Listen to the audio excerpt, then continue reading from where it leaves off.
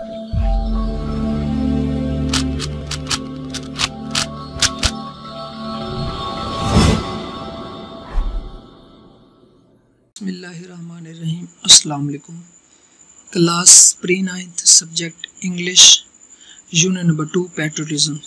बेटा previous lecture में हमने लेसन की ट्रांसलेशन को कंप्लीट किया और आज हमने एक्सरसाइज को करना है और आज हमारे पास 4 टॉपिक्स हैं।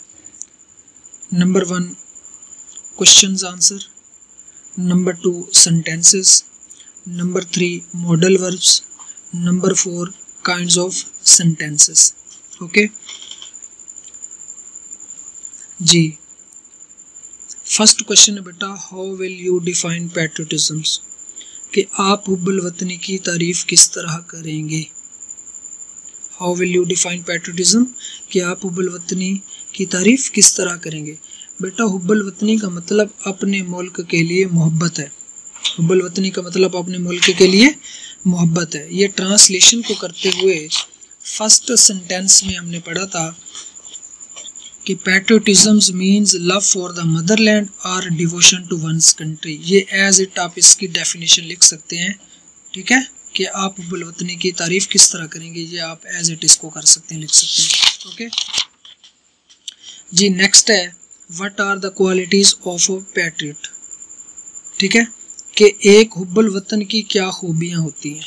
एक हुब्बुल वतन की क्या खूबियाँ। बेटा एक हुब्बुल वतन अपने मुल्क से मोहब्बत करता है, वो अपने मुल्क के मफादात का तहफ़्फ़ुज़ करता है, उसकी आज़ादी के लिए वो हर चीज़ कुर्बान कर देता है। सो we can say a patriot loves his country, ठीक है। A patriot is willing to sacrifice when the need arises. He safeguards the interests of the country. Okay.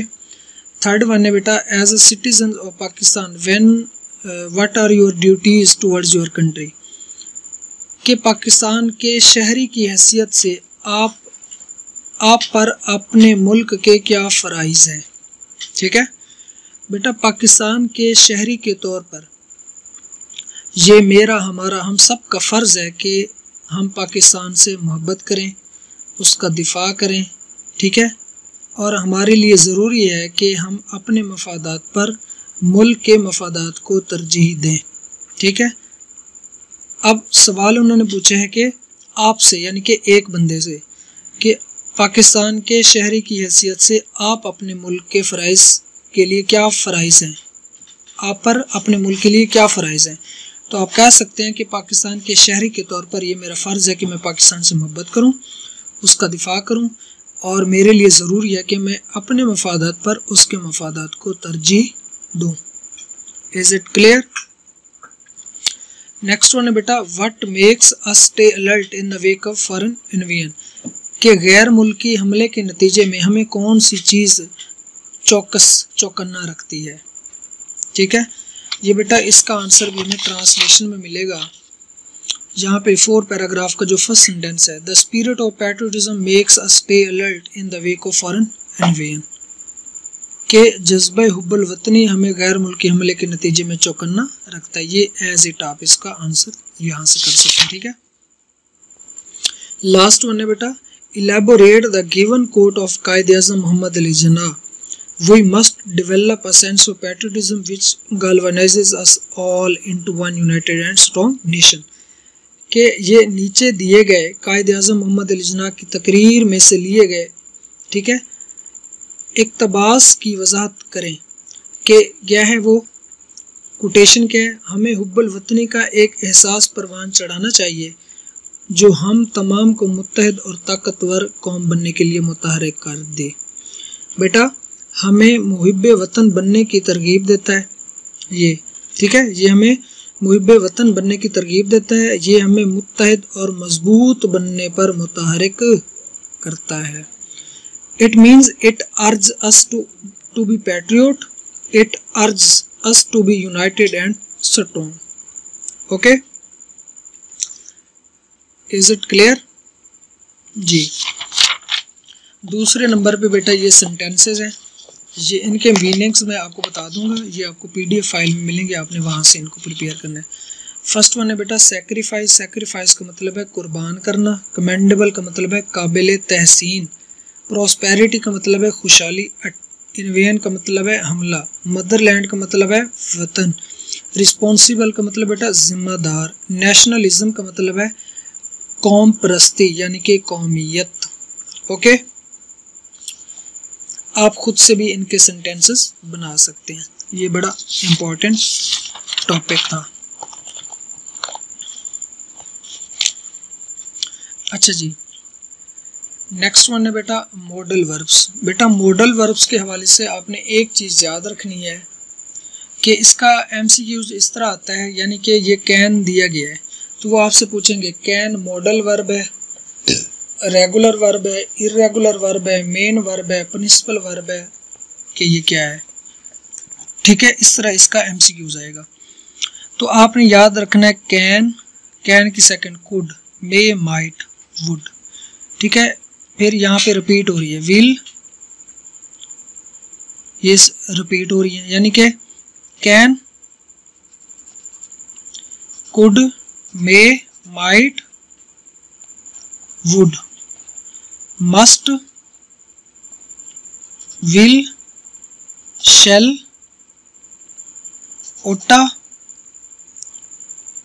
और उसके बाद नीड और यूज टू। ये बेटा मॉडल वर्ब्स है। Can, could, may, might, will, shall, would, must, ought, used to, ये model verbs हैं।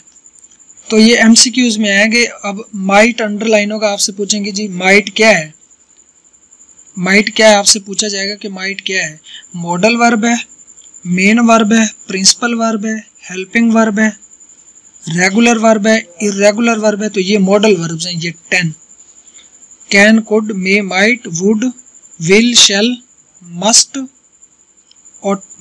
ओटा, नीड और यूज टू, ये बेटा मॉडल वर्ब्स हैं। और एक बात याद रखें कि used to indicate a past habit. ये पूछा जाता है कि यूज टू कहाँ इस्तेमाल होता है। ये पास्ट की इंडिकेशन के लिए इस्तेमाल होता है।